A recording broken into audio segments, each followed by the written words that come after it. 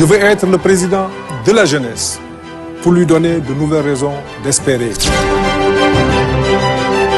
Je veux que la richesse nationale profite à chacun et à tous dans un climat de paix, de stabilité et de concorde. Africa 24 et les médias partenaires du continent vous présentent Face à la nation, E-Tour Sénégal avec Amadou Ba, candidat de la majorité présidentielle. En direct de Dakar, vivez une émission exclusive et de référence sur la présidentielle Sénégal 2024. Face à 5 journalistes africains et plusieurs médias du continent, le candidat Amadou Ba détaille son parcours, le contenu de son programme, sa vision économique et ses engagements pour transformer le Sénégal, les enjeux internationaux et la coopération africaine. À l'heure du choix décisif des Sénégalais, rejoignez-nous dans Face à la Nation, ce vendredi 22 mars sur toutes vos chaînes de télévision et les plateformes digitales des médias partenaires.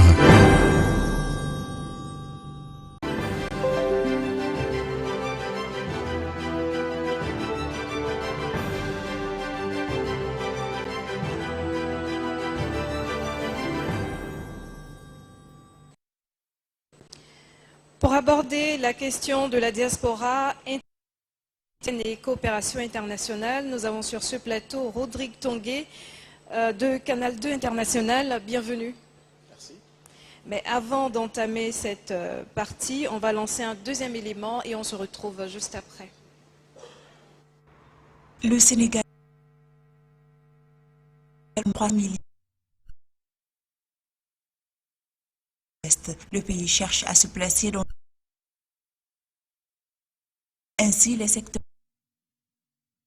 que l'énergie, l'agriculture, les technologies de l'information et de la communication, les transports et le tourisme présentent de potentielles opportunités d'investissement. Du 6 au 8 juillet 2023, le premier forum Invest in Sénégal, le pays espère mobiliser 2000 milliards de francs CFA pour environ 50 aux investisseurs. We believe that in the past 11 years, we worked very hard on improving. Nous pensons qu'en 11 ans, nous avons travaillé très dur pour améliorer les affaires, que ce soit par des réformes législatives depuis 2021, la loi sur le partenariat public-privé qui permet aux investisseurs de venir trouver une loi très transparente et vous avez des règles du jeu égal, ce qui est essentiel. Le président Macky Sall a beaucoup investi, que ce soit les routes, l'énergie, l'accès à l'eau. Et je pense que tout cela permet au secteur privé, en particulier aux États-Unis, les opportunités d'investissement sont palpables au Sénégal.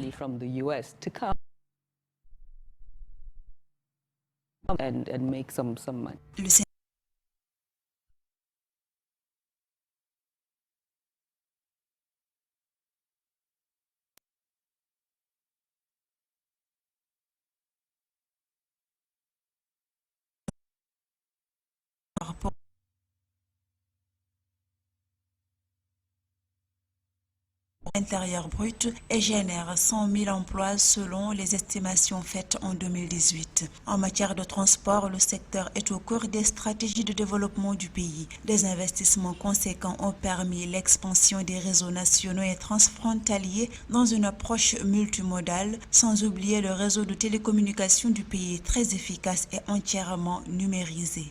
Nous allons faire venir beaucoup de banques, beaucoup de partenaires techniques et financiers, beaucoup de fonds d'investissement qui seront là et qui rencontrent B2B avec tous ceux qui sont porteurs de projets et qui cherchent à être financés. Du oil and gas, il y a le secteur du tourisme, le secteur des infrastructures, le secteur de l'énergie, le secteur de la santé, de la pharmacie.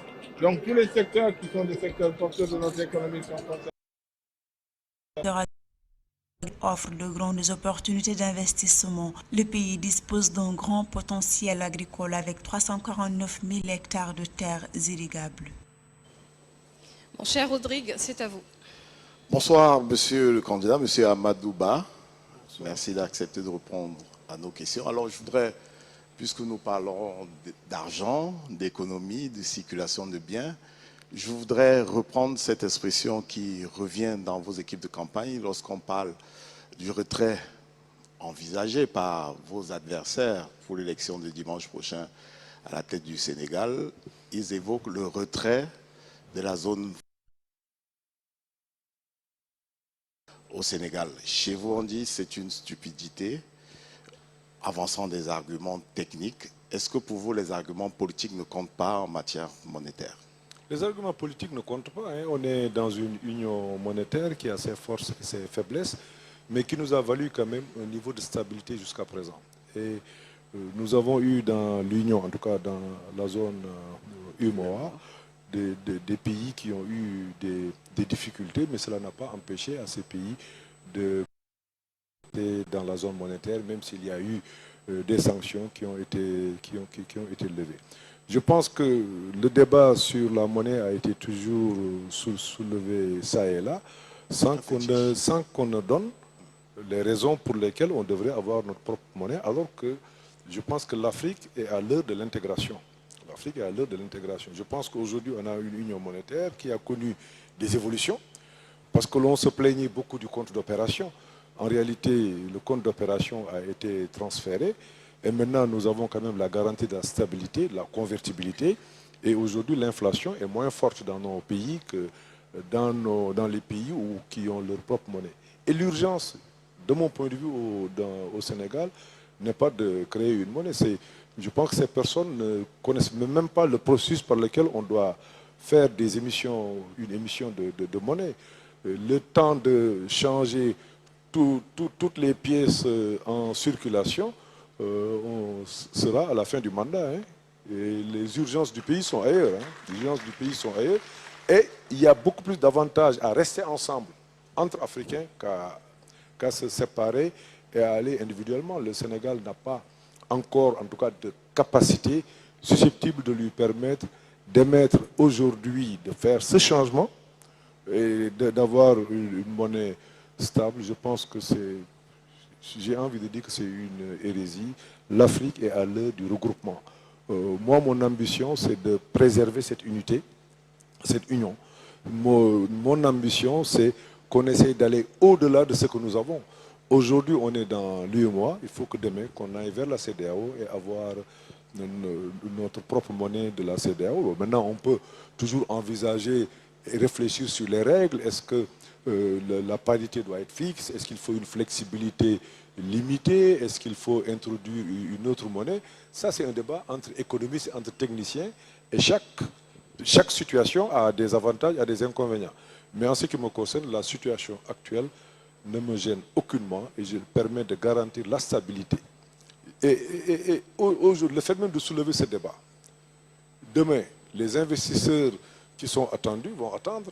Si jamais par malheur, ils devaient arriver au pouvoir pour investir dans notre pays, et vous pensez que la situation sociale et économique qui est là attendra que l'on fasse tous ces changements? Je pense que c'est beaucoup plus de l'enfantillage que du sérieux. Vous pouvez pousser votre envie de communautarisme jusqu'à l'Afrique, ça se voit bien, peut-être avec l'adhésion à la ZLECA. Est-ce que vous avez foi à un mécanisme comme celui-là? J'ai foi à l'Afrique, j'ai foi. Maintenant, il faut y aller, comme le disait Senghor, par cercle concentrique. Voilà. On est au niveau de l'UEMOA, où ça marche bien.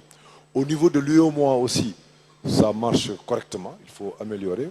Au niveau de la CEDEAO nous a valu beaucoup de satisfaction jusqu'à ce que les problèmes politiques dans certains pays nous créent en tout cas des contraintes qui n'étaient pas attendues. Je pense que l'intérêt de l'Afrique, c'est d'être ensemble. Nous sommes un continent potentiellement riche, nous avons beaucoup d'espace, nous avons une population jeune, mais nous avons un niveau de richesse qui mérite en tout cas qu'on crée une synergie, qu'on crée beaucoup plus de complémentarité pour pouvoir mieux compétir avec les autres parties du monde et mieux être intégrés. La compétition, elle est utile, mais il faut qu'on puisse s'intégrer ensemble au marché mondial. Les observateurs notent que la limite à cette intégration pourra être substantiellement le niveau de vie, le niveau économique de chaque pays. Comment faire pour contourner ces limites-là? Mais justement, c'est là où il faut une solidarité. Il faut que dans chaque pays, qu'il y ait une politique d'équité, comme on le fait ici au Sénégal, mais au niveau de l'UEMOA déjà, c'est une réalité que nous avons. Vous avez un pays comme la Côte d'Ivoire dont le PIB double peut-être celui du Sénégal, et vous avez le Sénégal dont le PIB double le PIB des autres pays, mais nous sommes dans un espace solidaire. Nous avons le même compte d'opération, et aujourd'hui les exportations ou les importations, dois dire les importations des autres pays membres de la sous-région sont gérées par les devises, par les réserves appartenant indifféremment à tous les pays. Et je pense que c'est ça la solidarité. C'est une solidarité qu'il y a à ce niveau-là. Nous, au Sénégal, nous sommes un pays avec une balance commerciale qui est déficitaire. Peut-être au niveau de la balance des paiements, on se rattrape un peu avec les envois des immigrés, de la diaspora. Mais vous avez d'autres pays qui ont une balance structurellement excédentaire. Ça veut dire que par moment, nous utilisons les réserves de ces pays-là. Le temps que l'on soit là, que nos ressources arrivent. Je pense que c'est cette complémentarité, cette solidarité. Et cela est méconnu du public. Donc cela est extrêmement important. Je pense qu'il faut, au niveau des instances de l'UEMOA, qu'on communique davantage sur les avantages de cette union. Je pense que cela me semble être extrêmement important. Et aller au-delà de l'UEMOA, de la CEDEAO. Il faut aller au-delà de l'UEMOA et aller à la CEDEAO. Oui. C'est un projet qui avance malheureusement timidement. C'est vrai, la monnaie unique au niveau de la CEDEAO, mais je ferai partie des chefs d'État. Au-delà de la CEDEAO, mais il faut y aller méthodiquement. Oui. Il faut y aller méthodiquement. C'est peut-être pour ça que le Sénégal n'ouvre pas ses frontières aux non-africains issus, aux Africains issus de l'espace en dehors de la CEDEAO. Ah non, le Sénégal est un pays ouvert. Hein. Le Sénégal, c'est qu'il y a un traité... Un Camerounais pour entrer au Sénégal a besoin de visa, par exemple. Il y a quand même, disons, un accord de libre circulation au niveau de la CEDEAO. Il y a un accord de libre circulation. Un Nigérian peut venir au Sénégal avec sa pièce d'identité. Inversement, un Sénégalais peut aller au Nigeria. Maintenant, au-delà, chaque pays applique ses règles, des règles qui lui sont propres.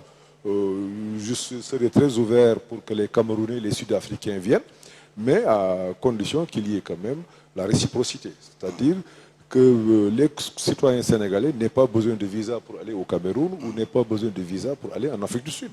Enfin, c'est des exemples que je donne. Aujourd'hui, il n'y a pas de visa entre le Sénégal et le Maroc, par exemple. Ça, c'est des accords qui peuvent être signés entre les États, mais je suis partisan de l'ouverture.